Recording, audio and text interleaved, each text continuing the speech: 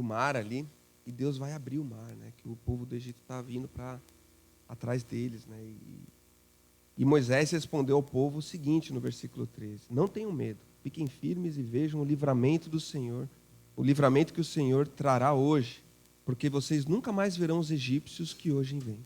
Aí o 14 é um versículo muito lindo, que diz o seguinte: o Senhor lutará por vocês, tão somente acalmem-se. Em outras versões diz: o Senhor lutará por vós, né? Não parem de lutar, né? Que o Senhor lutará por nós, né? E eu fico pensando que Deus trabalha por nós, não no sentido de que a gente manda e Deus obedece, que nós não somos Deus, mas no sentido de como um pai que cuida do filho, que sustenta um filho, um pai que olha para o filho e dá todas as condições para que o filho se desenvolva e tenha uma vida digna. Assim Deus trabalha por nós, nos ajudando e nos fortalecendo. E esse Deus, que é um Deus de amor, todo-poderoso, inclusive, como o Christian comentou antes, né, se fez carne aqui, habitou entre nós, cuidando de nós, inclusive da nossa salvação eterna. A Ele nós vamos cantar nesse momento essas músicas, em louvor e gratidão a tudo que Ele tem feito por nós. Então fique de pé conosco.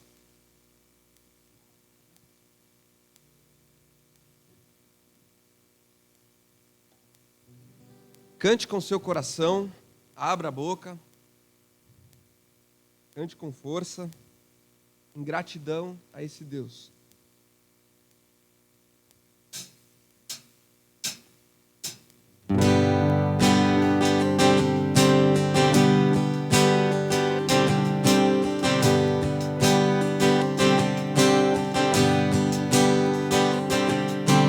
Cantai ao Senhor um cântico novo, cantai ao Senhor todas as terras, cantai ao Senhor, bendizei o seu nome, proclamai a sua salvação. Anunciai entre as nações as suas obras, e entre todos os povos as suas maravilhas. Porque grande é o Senhor e muito digno de ser louvado, mais temível do que falsos deuses. Glória e majestade estão diante dele, força e formosura no seu santuário. Glória e majestade estão diante dele, força e formosura no seu santuário.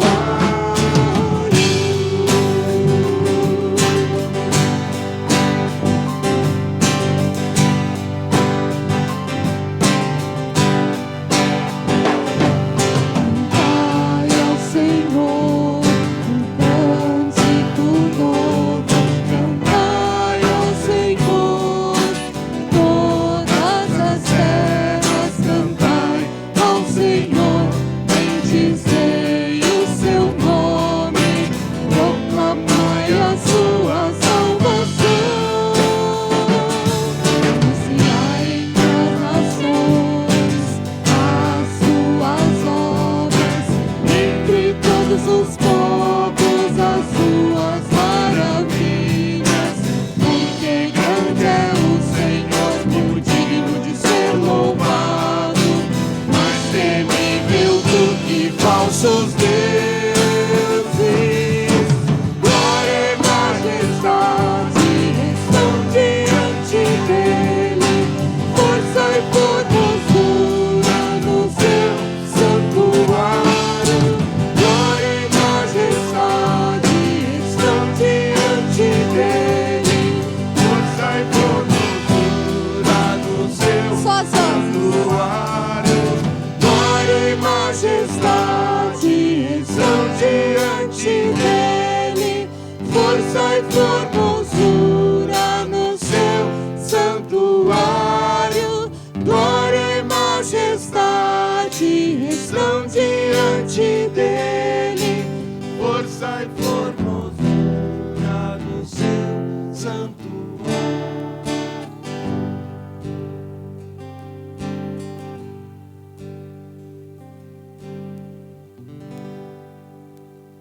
Essa próxima música a gente tinha separado para as crianças. As crianças já subiram, então a gente vai ter que libertar a criança que está dentro de nós. Tá bem? Então, vamos cantar com muita alegria, porque a música fala disso. Fala da alegria que a gente tem por ter Jesus com a gente.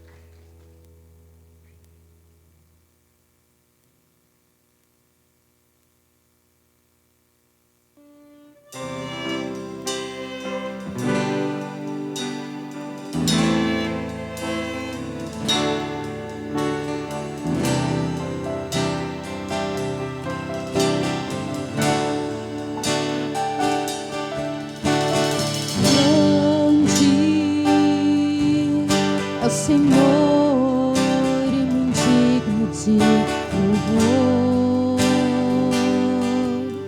na cidade do nosso Deus, o Santo Monte. Alegria de toda a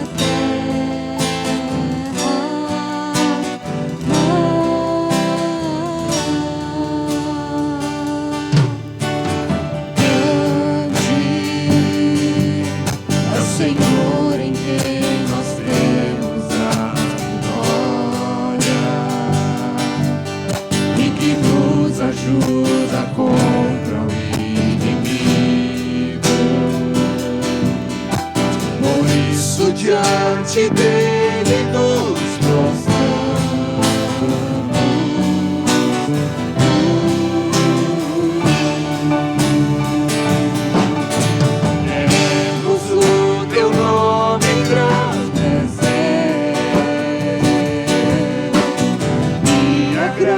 Agradecer-te por tua obra em nossas vidas. Confiamos em teu infinito amor.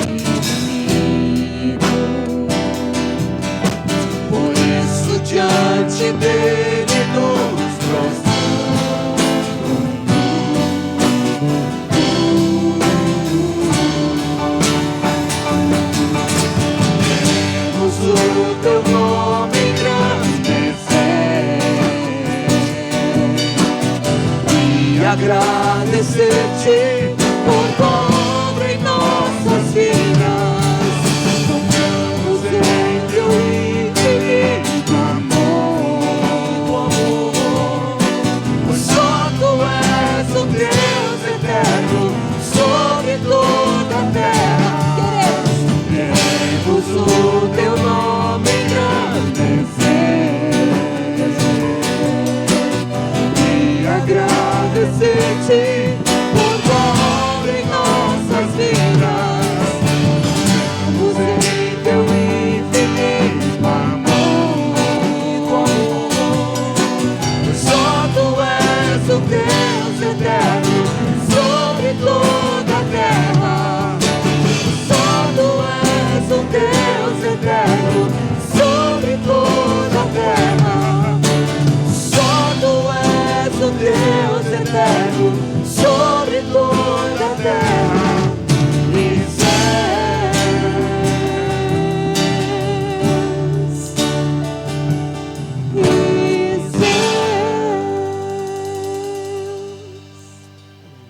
Nosso Deus, nosso Pai, só Tu és, ó Deus, Deus sobre a terra e céu.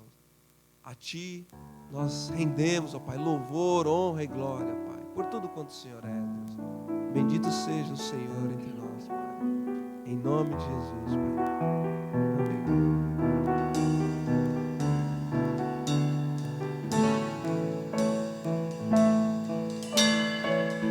Desceu sublime, eterno e digno de louvor, a sua glória enche os céus e tudo que há na terra. Glorioso, divino, supremo e tem todo o poder. A sua glória enche o céu. Diante dele as trevas caem. É Rei dos Reis eternamente. A sua força é nossa força. Seu amor e sua graça ultrapassam a razão. É Rei dos Reis eternamente. A sua força é nossa força. Seu amor e sua graça ultrapassam a razão.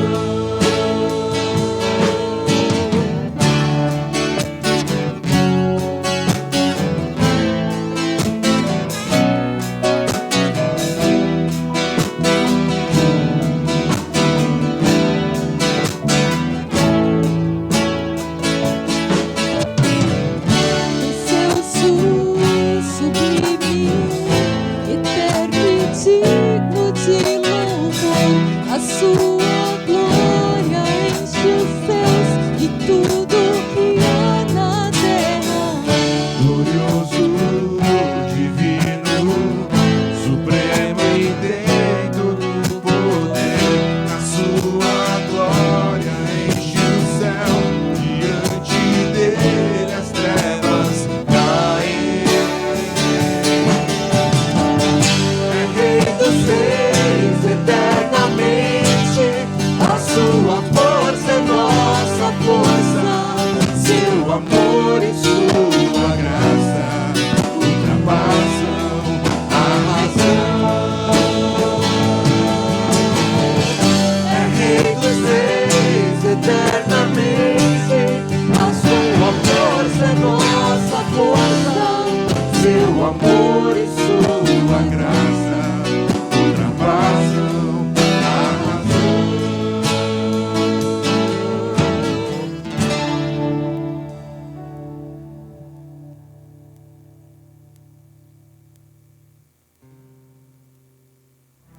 Essa última música que a gente vai cantar, o título dela é Colossenses 1.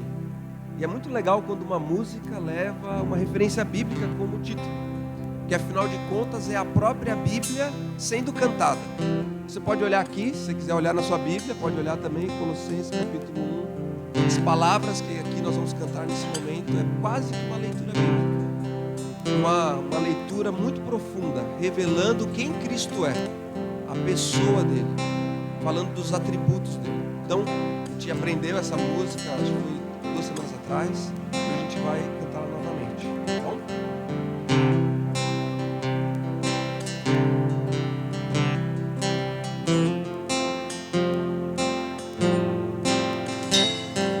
Ele é a imagem do Deus invisível.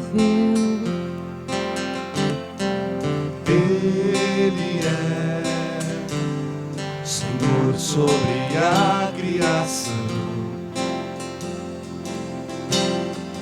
Nele foram criadas todas as coisas, nos céus e na terra. Sejam tronos, soberanias, poderes ou autoridades. Ele é antes de tudo e a todos sustenta pela palavra, pois foi do agrado de Deus que em tudo ele tenha supremacia.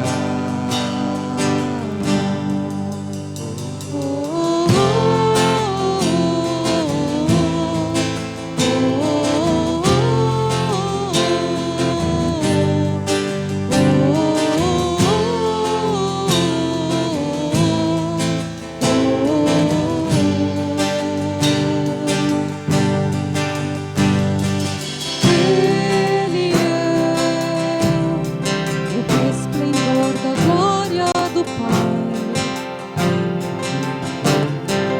Ele é a exata expressão do seu ser. Nele foram criadas todas as coisas, nos céus e na terra. Sejam tronos, soberanias, poderes ou autoridades. É antes de tudo e a todos sustenta pela palavra, pois foi do agrado de Deus que em tudo ele tenha supremacia.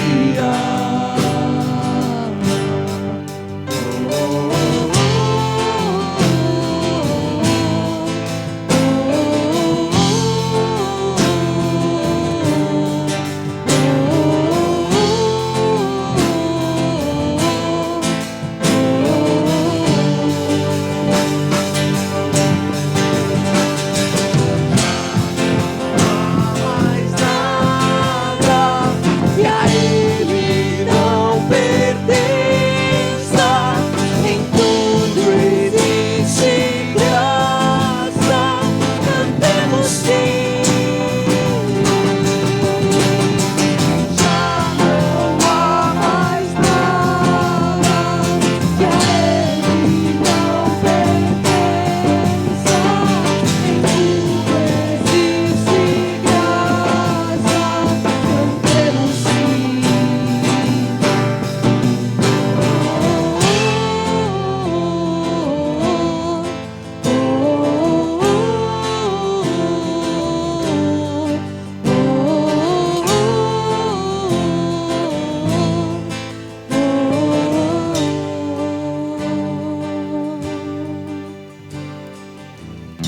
Senhor meu Deus, obrigada pelo seu amor, obrigada por estar entre nós, obrigada porque a gente pode, em comunidade, aprender mais de Ti e compartilhar do Teu amor, Senhor. Sê agora com a mensagem, que ela fale aos nossos corações, que a gente possa realmente não estar aqui só de corpo presente, mas estar com toda a nossa atenção voltada para aprender mais de Ti. Obrigada por tudo, em nome de Jesus, amém. Pode sentar.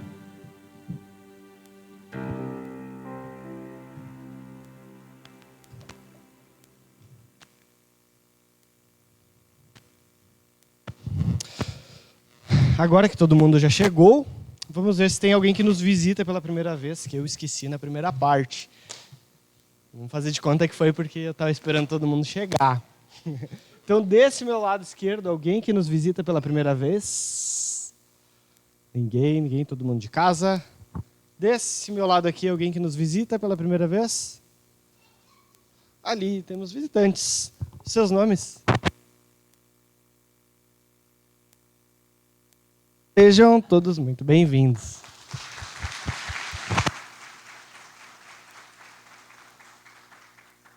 Mais alguém?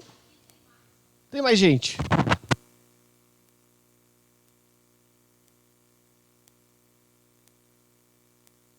Sejam muito bem-vindos.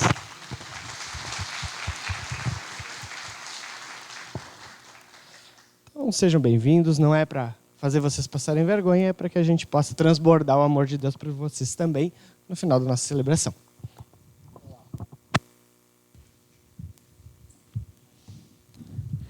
Bom dia a todos. Estão me ouvindo bem? Ok. Então quero convidar você para abrir a sua Bíblia lá na carta de Paulo aos Colossenses, no capítulo 2. Nós estamos fazendo uma série de mensagens baseadas nessa carta importante de Paulo. Colossenses, capítulo 2. E o nosso tema hoje é: não caia em armadilhas. Não caia em armadilhas. Colossenses, capítulo 2, nós vamos ler do versículo 6 até o versículo 23. Colossenses 2, de 6 a 23. Portanto, assim como vocês receberam Cristo Jesus, o Senhor, continuem a viver nele, enraizados e edificados nele, firmados na fé como foram ensinados, transbordando de gratidão. Tenham cuidado para que ninguém os escravize a filosofias vãs e enganosas, que se fundamentam nas tradições humanas e nos princípios elementares deste mundo e não em Cristo. Pois em Cristo habita corporalmente toda a plenitude da divindade. E por estarem nele, que é o cabeça de todo poder e autoridade, vocês receberam a plenitude. Nele também vocês foram circuncidados, não com uma circuncisão feita por mãos humanas, mas com a circuncisão feita por Cristo, que é o despojar do corpo da carne. Isso aconteceu quando vocês foram sepultados com ele no batismo, e com ele foram ressuscitados mediante a fé no poder de Deus, que o ressuscitou dentre os mortos. Quando vocês estavam mortos em pecados e na incircuncisão da sua carne, Deus os vivificou com Cristo. Ele nos perdoou todas as transgressões e cancelou a escrita de dívida que consistia em ordenanças e que nos era contrária. Ele a removeu, pregando-a na cruz. E tendo despojado os poderes e as autoridades, fez deles um espetáculo público, triunfando sobre eles na cruz. Portanto, não permitam que ninguém os julgue pelo que vocês comem ou bebem, ou com relação a alguma festividade religiosa, ou a celebração das luas novas ou dos dias de sábado. Estas coisas são sombras do que haveria de vir. A realidade, porém, encontra-se em Cristo. Não permitam que ninguém que tenha prazer numa falsa humildade e na adoração de anjos os impeça de alcançar o prêmio. Tal pessoa conta detalhadamente suas visões e sua mente carnal a torna orgulhosa. Trata-se de alguém que não está unido à cabeça, a partir da qual todo o corpo, sustentado e unido por seus ligamentos e juntas, efetua o crescimento dado por Deus. Já que vocês morreram com Cristo para os princípios elementares deste mundo, por que, como se ainda pertencessem a Ele, vocês se submetem a regras? Não manuseie, não prove, não toque. Todas essas coisas são destinadas a perecer, estão destinadas a perecer pelo uso, pois se baseiam em mandamentos e ensinos humanos. Essas regras têm, de fato, aparência de sabedoria, com sua pretensa religiosidade, falsa humildade e severidade com o corpo, mas não tem valor algum para refrear os impulsos da carne. Esse texto, ele nos fala de duas armadilhas, de dois perigos para os quais nós temos que ficar atentos. As armadilhas do legalismo e do misticismo. Legalismo e misticismo. A primeira armadilha que Paulo menciona aqui nesse texto é a armadilha do legalismo. No Novo Testamento, e com certeza pelo que a gente pôde ler aqui nesse texto, esse tipo de ensino também havia chegado até a cidade de Colossos, até os colossenses. Na época do Novo Testamento, existiam algumas pessoas que ensinavam que para você ser cristão, você precisava antes se tornar judeu. Jesus, ele é o Messias de Israel. E para você ter acesso às bênçãos que o Messias trouxe, você precisaria primeiro se tornar um judeu. Então, não bastava você apenas crer em Cristo, crer que Ele morreu pelos seus pecados. Para fazer parte do povo de Deus, você tinha que fazer coisas do tipo guardar o sábado, circuncidar os filhos homens, não comer certos alimentos proibidos pela lei de Moisés, como, por exemplo, comer carne de porco, frutos do mar, etc. E assim por diante. Você tinha que guardar a lei, você tinha que se tornar judeu. E isso foi um tema tão sério no primeiro século, que Paulo escreveu uma carta inteira falando contra isso. A carta aos Gálatas. Em Gálatas ele defende essa ideia de que você se torna parte do povo de Deus, você se torna cristão unicamente pela fé em Jesus Cristo, pela fé no seu sacrifício na cruz. E nesse capítulo nós vemos Paulo combatendo a mesma ideia ali nos versículos 16 e 17, por exemplo. Portanto, não permitam que ninguém os julgue pelo que vocês comem ou bebem, ou com relação a alguma festividade religiosa, ou a celebração das luas novas, ou dos dias de sábado. Estas coisas são sombras do que haveria de vir. A realidade, porém, encontra-se em Cristo. Versículos 20 e 21 também. Já que vocês morreram com Cristo para os princípios elementares desse mundo, por que, como se ainda pertencessem a Ele, vocês se submetem a regras? Não manuseie, não prove, não toque. Então, o que Paulo nos ensina nas suas cartas é que a lei de Moisés, ela teve o seu papel. A lei do Antigo Testamento, ela tinha um propósito.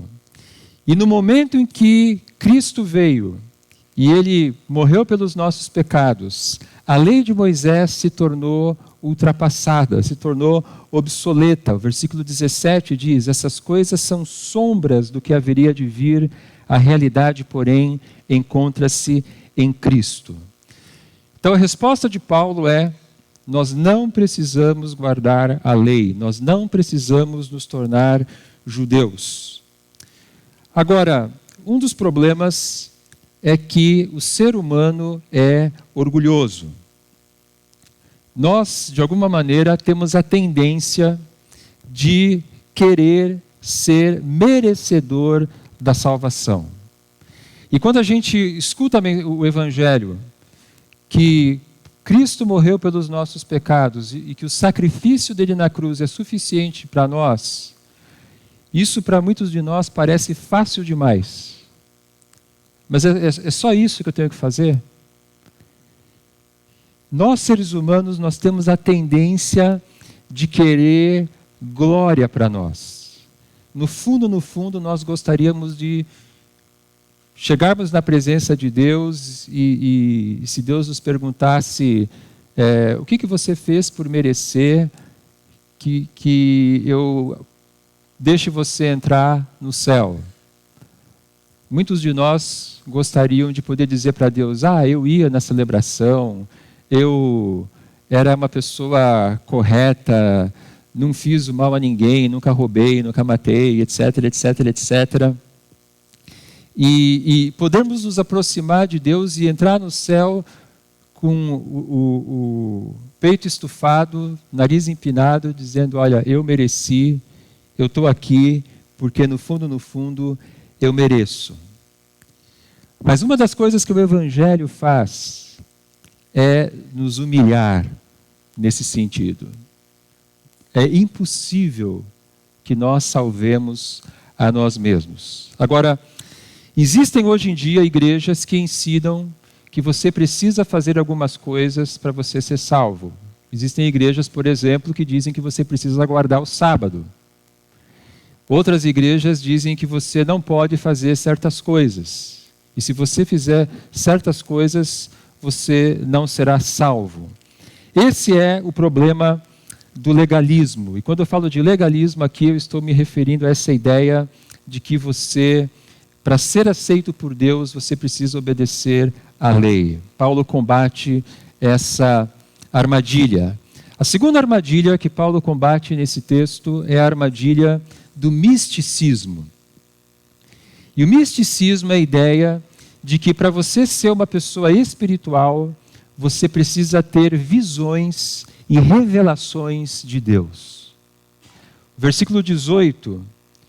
Não permitam que ninguém que tenha prazer numa falsa humildade e na adoração de anjos os impeça de alcançar o prêmio. Tal pessoa conta detalhadamente as suas visões e sua mente carnal a torna orgulhosa. Tal pessoa conta detalhadamente suas visões e sua mente carnal a torna orgulhosa. E essas pessoas, e você encontra algumas dessas pessoas por aí, você encontra essas pessoas no YouTube, você encontra essas pessoas em igrejas, essas pessoas, elas impressionam porque elas nos dão uma impressão de que elas têm uma intimidade maior com Deus. De que, de alguma maneira, elas são espiritualmente superiores. Elas são pessoas especiais. Elas estão acima dos outros. E a prova disso, prova entre aspas, é que elas estão constantemente tendo visões, tendo revelações, tendo sonhos, como se Deus estivesse o tempo todo se revelando a elas. E Paulo fala dessas pessoas ali em Colossos, que era um risco para aqueles cristãos de Colossos. E ele menciona aqui algo interessante, ele fala sobre a adoração de anjos. Não permitam que ninguém que tenha prazer de uma falsa humildade e na adoração de anjos. Agora, nós não sabemos o que Paulo queria dizer exatamente com essa expressão, adoração de anjos. Será que ele estava falando de que havia essas pessoas que incentivavam outros a adorar anjos? Ou será que essas pessoas que diziam ter visões e revelações, elas estavam querendo ensinar um jeito de você adorar a Deus com os anjos, uma adoração mais íntima de Deus? O texto não entra nesses detalhes, nós não sabemos exatamente o que seria essa adoração, mas uma coisa nós podemos deduzir, e uma coisa importante, que quando nós nos afastamos da palavra de Deus e começamos a buscar experiências místicas, começamos a dar valor para sonhos, para visões, para revelações, nós inevitavelmente iremos cair em heresias. Nós iremos nos afastar da verdade do Evangelho. E pessoas que dizem ter visões de Deus, elas podem ser carismáticas, elas podem parecer espirituais, elas podem falar de um jeito que você fica impressionado, que você fica encantado. Mas Paulo nos diz aqui no versículo 19, que essas pessoas são pessoas desconectadas de Cristo. Trata-se de alguém que não está unido à cabeça, a partir da qual todo o corpo, sustentado e unido por seus ligamentos e juntas, efetua o crescimento dado por Deus. Então, Paulo fala aqui de duas armadilhas. O legalismo, ele é fascinante. Ele nos fascina porque ele nos dá a falsa ideia de que nós podemos ter méritos diante de Deus. Se nós obedecermos certas coisas, nós podemos nos orgulhar. Mas o legalismo nos afasta de Deus. O misticismo nos fascina porque nos dá a falsa ideia de que existem pessoas especiais, existem pessoas com uma intimidade maior com Deus, mas o misticismo também nos afasta de Deus. Como não cair nessas armadilhas? E Paulo nos dá então a resposta nesse capítulo. O que ele nos ensina é que Cristo é suficiente para nós. Cristo é suficiente para a nossa salvação. Cristo é suficiente para a nossa santificação. Cristo é suficiente para a nossa salvação. Veja o que Paulo diz no versículo 13. Ele diz que antes de conhecermos a Cristo, nós estávamos espiritualmente mortos. Quando vocês estavam mortos em pecado e na incircuncisão da sua carne, Deus os vivificou com Cristo. Ele nos perdoou todas as transgressões. Nós estávamos espiritualmente mortos, nós estávamos condenados, porque nós somos pecadores. Nós não cumprimos a lei de Deus, nós quebramos os mandamentos da lei de Deus. Quando Paulo fala de transgressões no versículo 13, ele está dizendo exatamente isso, que se nós olharmos para a lei de Deus, nós os tornamos transgressores, pessoas que quebraram a lei. E se nós olharmos, por exemplo, os 10 mandamentos, só para a gente ter uma pequena amostra da lei, nós veremos que nós quebramos quase todos eles, se não todos. Mas a desobediência a um só mandamento, mesmo que nós tivéssemos desobedecido apenas um mandamento da lei, que não é o caso, isso seria o suficiente para nos condenar diante de um Deus santo. Então nós fracassamos na obediência à lei, nós somos transgressores. Por exemplo, se você for lá para Êxodo capítulo 20, o texto que fala sobre os 10 mandamentos, eu vou dar alguns exemplos para nós aqui. Êxodo 20, versículo 2, diz: não terás outros deuses além de mim. Nós somos idólatras. Idolatria não é apenas você adorar a imagem de um Deus pagão. Idolatria é todas as vezes que nós colocamos alguma coisa no lugar de Deus. E muitas vezes nós colocamos o nosso trabalho no lugar de Deus, colocamos o dinheiro no lugar de Deus, colocamos pessoas no lugar de Deus, colocamos a nós mesmos no lugar de Deus. Nós somos idólatras. Êxodo 20, versículo 12, honra teu pai e tua mãe. Infelizmente, todos nós aqui já desrespeitamos, desonramos nossos pais, algumas vezes na vida pelo menos. Êxodo 20, versículo 13, não matarás. Talvez você pense assim, Olavo, agora eu estou tranquilo, porque que eu saiba, até hoje eu não matei ninguém. Mas se você olhar para o que Jesus diz no Sermão do Monte, e uma das coisas que Jesus faz no Sermão do Monte, ele vai no cerne da lei. E no Sermão do Monte ele nos diz que se você sentir ódio por alguém, seria como se você tivesse assassinado essa pessoa no seu coração.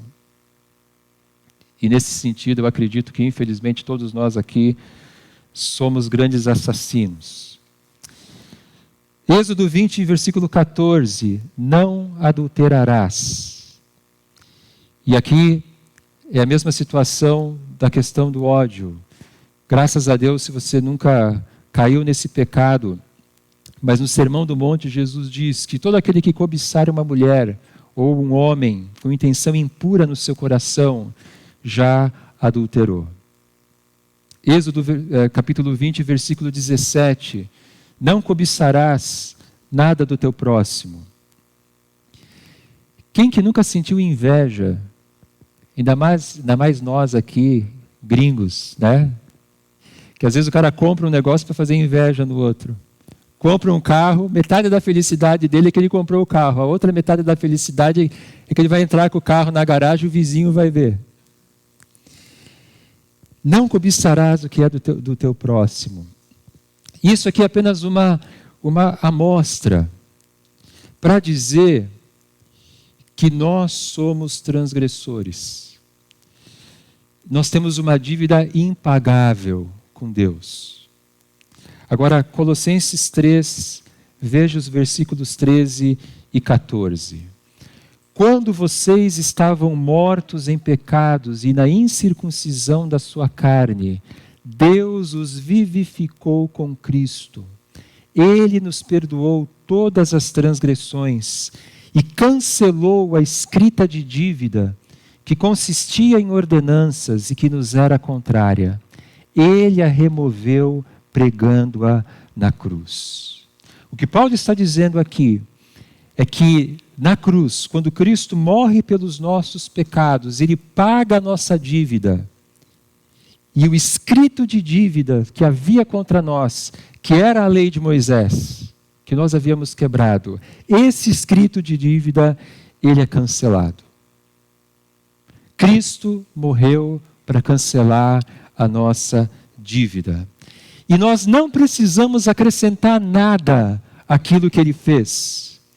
O que Ele fez na cruz está completo, é uma obra perfeita. Versículo 11 diz: nele também vocês foram circuncidados, não com uma circuncisão feita por mãos humanas, mas com a circuncisão feita por Cristo.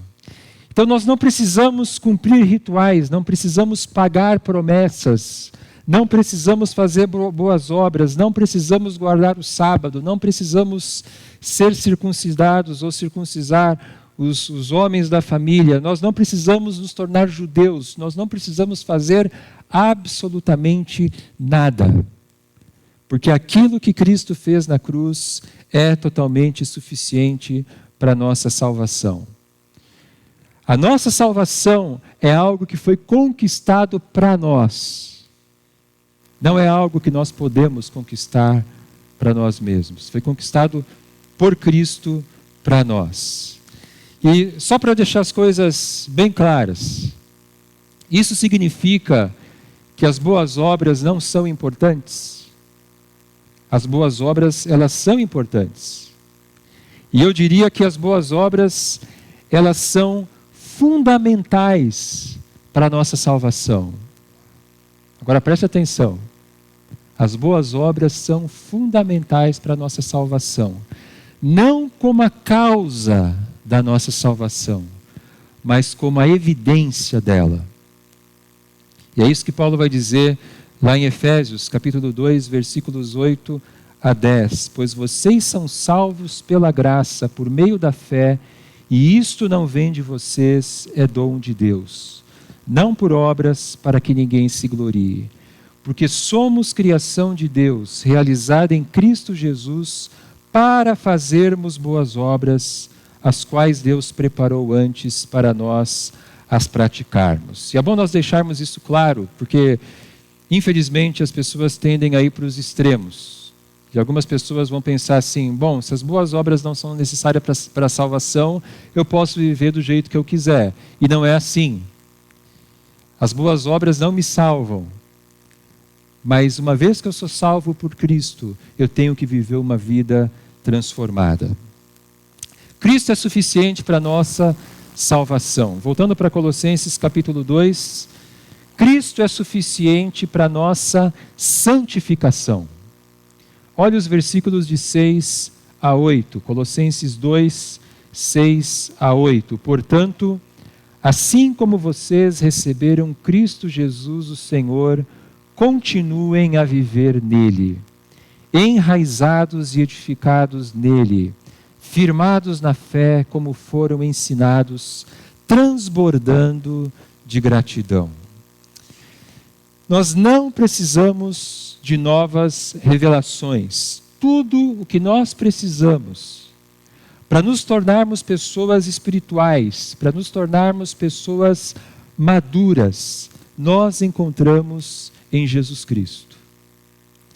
Na prática, então, como que a gente continua a crescer em Cristo? Paulo diz no versículo 6, continuem a viver nele. Cristo é suficiente, nós precisamos mais de Cristo. Não de revelação, não de visão. Cristo. Como que nós podemos crescer em Cristo? E a resposta de Paulo, a resposta da Bíblia,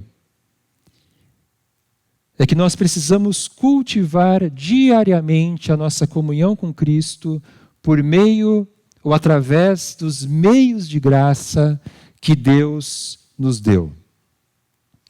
Os meios de graça são canais que Deus usa para o nosso crescimento espiritual. E eu quero mencionar aqui para nós hoje 4 meios de graça. E Jesus é o nosso exemplo em todos eles, porque nós queremos continuar a viver nele, Cristo. O primeiro meio de graça é a oração. Jesus, ele cultivava uma vida de oração. Viver em Cristo significa nos tornarmos pessoas que crescem na prática da oração. Quando nós lemos os evangelhos, nós vemos como a oração era importante para Jesus. Marcos, capítulo 1, versículo 35, diz, por exemplo, de madrugada, quando ainda estava escuro, Jesus levantou-se, saiu de casa e foi para um lugar deserto, onde ficou orando. E esse é apenas um exemplo da vida de oração de Jesus. Nós encontramos Jesus orando frequentemente, nós encontramos Jesus ensinando os seus discípulos a orar. Nós encontramos a oração do Pai Nosso, a oração sacerdotal de Jesus em João capítulo 17. Jesus é um exemplo para nós da centralidade que a oração deve ter na nossa vida. E a oração ela tem várias dimensões. Ela envolve adoração, confissão, petição, gratidão e assim por diante. A oração é um grande desafio para nós. Eu creio que para todo cristão é meio que iniciante na arte de orar. Todos nós precisamos aprender a orar. Mas medite nos Salmos. Muito obrigado. Medite nos Salmos, que é o grande livro de oração da Bíblia. Estude as orações de Jesus nos Evangelhos. Veja as orações de Paulo nas cartas. Em Colossenses, ele nos ensina a orar. Olhe, por exemplo, Colossenses 1:9. Por essa razão, desde o dia em que o ouvimos, não deixamos de orar por vocês e de pedir que sejam cheios do pleno conhecimento da vontade de Deus, com toda a sabedoria e entendimento espiritual. O que Paulo diz aqui para nós, nesse versículo, é que se quisermos nos tornar pessoas com discernimento espiritual, pessoas sábias, pessoas que querem conhecer a Deus com mais profundidade, nós precisamos nos tornar pessoas de oração. Esse é o primeiro canal da graça de Deus para nós. O segundo canal da graça de Deus é a Bíblia, é a revelação escrita de Deus. Eu quero convidar você para abrir a sua Bíblia lá no Evangelho de Lucas, no capítulo 4. Lucas, capítulo 4, versículo 17.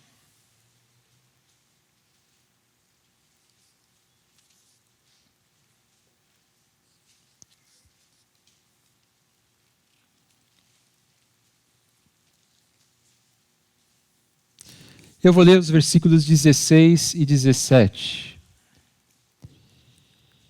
Lucas capítulo 4, 16 e 17. Ele, Jesus, foi a Nazaré, onde havia sido criado, e no dia de sábado entrou na sinagoga, como era seu costume. e levantou-se para ler. Foi-lhe entregue o livro do profeta Isaías. Abriu-o e encontrou o lugar onde está escrito. E é muito interessante que Jesus ele conhecia muito bem a Bíblia. O versículo 17 diz que entregaram a ele o livro de Isaías e ele abriu esse livro e ele procurou uma passagem, ele queria ler um texto, ele sabia onde estava esse texto. Jesus ele conhecia muito bem a sua Bíblia. Viver em Cristo significa nos tornarmos pessoas que se alimentam diariamente da palavra de Deus. Pessoas que conhecem a palavra, pessoas da palavra, que leem a Bíblia, que meditam na Bíblia, que estudam a Bíblia, que têm a sua mente encharcada da palavra de Deus, porque estão constantemente se alimentando dessa palavra. Se você olhar o início do capítulo 4 de Lucas, o texto fala sobre a tentação de Jesus e o diabo então tenta Jesus e 3 vezes, 3 sugestões para que Cristo desobedecesse ao Pai. E é interessante que Jesus ele responde a essas tentações citando de cor o livro de Deuteronômio. Essa é mais uma amostra como Jesus conhecia a palavra de Deus. Primeiro meio de graça, a oração. Segundo meio de graça, a palavra de Deus. Terceiro meio de graça, a comunhão com o povo de Deus. E é interessante que aqui em Lucas 4,16 diz: ele foi a Nazaré, onde havia sido criado, e no dia de sábado entrou na sinagoga, como era seu costume. A sinagoga, ela era para o judeu o que a igreja é para o cristão. E Jesus ele tinha o hábito de ir à sinagoga. Viver em Cristo significa nos tornarmos pessoas que vivem a comunhão da igreja, que é o corpo de Cristo. Voltando aqui para Colossenses capítulo 2, 2 vezes em Colossenses, Paulo descreve a igreja como o corpo e Cristo como sendo o cabeça da igreja. Colossenses 1,18 e Colossenses 2,19. 2 vezes ele menciona isso. Cristo é o cabeça da igreja. E isso mostra como a igreja era importante para Paulo. E como a igreja é importante para Cristo. Ele é o cabeça e nós precisamos da igreja para o nosso amadurecimento. Nós precisamos dessa comunhão com o corpo de Cristo. A igreja é um meio de graça que também é fundamental para nós. O 4º meio de graça é servir a Deus e servir as pessoas. E quando nós olhamos para a vida de Jesus, nós vemos que a vida dele foi uma vida de serviço. Marcos 10:45 diz: pois nem mesmo o Filho do Homem veio para ser servido, mas veio para servir e dar a sua vida em resgate por muitos. Então Jesus é o nosso modelo, Jesus é o nosso exemplo desses meios de graça, os principais canais da graça de Deus para nós. Se você quer se tornar uma pessoa madura, se você quer ser uma pessoa espiritual, se você quer viver uma vida cristã com profundidade, os principais canais da graça de Deus para nós são a oração, a palavra de Deus, a igreja e o servir. E é na interação com esses canais da graça que nós nos tornamos pessoas realmente maduras, que nós colocamos em prática esse continuar a viver em Cristo. Então, somos pessoas que oram e somos também pessoas da palavra. Somos pessoas da igreja, pessoas que vivem em comunidade, que aprendem em comunidade. Mas nós também somos pessoas que servem. Servimos as pessoas, servimos a Deus, servimos na igreja, servimos com a igreja. E nessa interação desses 4 elementos, nós então nos tornamos verdadeiramente pessoas espirituais, verdadeiramente pessoas maduras. Então, para concluirmos, não caia em armadilhas. Nós não precisamos de regras. Nós não precisamos de visões. Nós não precisamos de legalismos. Nós não precisamos de misticismos. Regras e misticismo tornam as pessoas imaturas, tornam as pessoas dependentes desses falsos mestres que toda hora precisam ter visões e revelações. Regras e visões tornam as pessoas em pessoas vulneráveis ao erro. Tudo que nós precisamos, nós já temos em Cristo. E nós precisamos simplesmente mais de Cristo. Portanto, assim como vocês receberam a Cristo Jesus, o Senhor, continuem a viver nele, enraizados e edificados nele, firmados na fé, como foram ensinados, transbordando de gratidão. Feche seus olhos, curve sua cabeça. O pessoal do louvor já pode vir aqui na frente para a gente cantar aquela última música. Pai, obrigado pela tua palavra. Obrigado porque em Cristo nós encontramos tudo o que precisamos. Cristo é suficiente para a nossa salvação. Cristo é suficiente para a nossa santificação. Senhor, nos livra dessas armadilhas. Nos livra dessas falsas ideias de que precisamos fazer alguma coisa para ser salvos. Nos livra também desse falso ensino de que precisamos de visões, precisamos de revelações, de coisas novas, de líderes carismáticos. Senhor, nos ajuda a estarmos firmes em Cristo, buscando a Cristo, crescendo nele e crescendo nos meios de graça que o Senhor já consagrou para nós na tua palavra. E que dessa maneira a gente possa ser pessoas realmente maduras, pessoas firmes na fé, pessoas que continuam a viver em Cristo, enraizados nele e transbordando de gratidão, como diz a tua palavra. É o que nós te pedimos, em nome de Jesus. Amém. Amém. Vamos nos colocar em pé, vamos terminar cantando esse último cântico.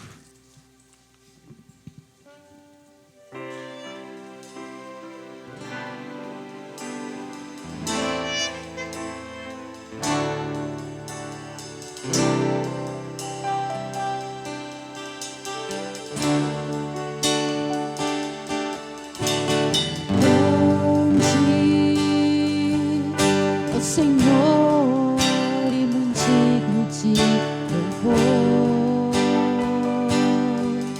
na cidade do nosso Deus, seu santo monte, a alegria de toda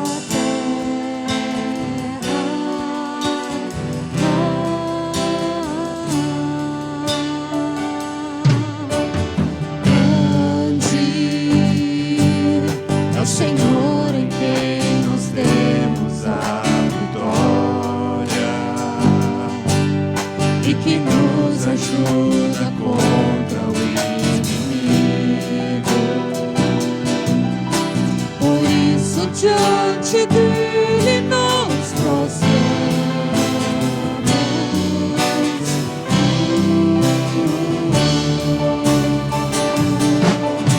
Queremos o teu nome engrandecer e agradecer